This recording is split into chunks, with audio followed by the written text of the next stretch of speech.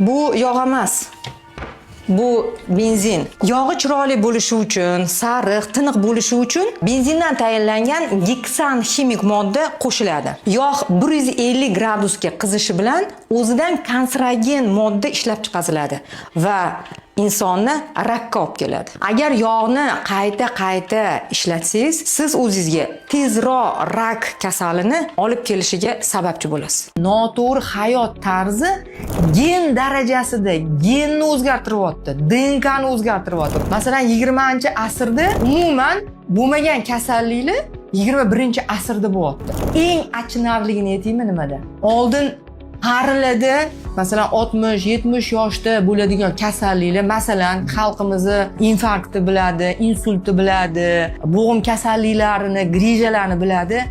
Hozir shunaqa yoshargan 19-20 yoshli yigitlar, qizlar insult, infarkt bo'lib qolyapti. Shu hayot tarzi noto'g'riligidan, noto'g'ri ovqatlanishi, vaqtida uxlamasligi, o'sha energetik ichishlari, stress ko'pligi natijasida mana shunaqa kasalliklar, shu masalan infarkt, insultlar yosharyapti.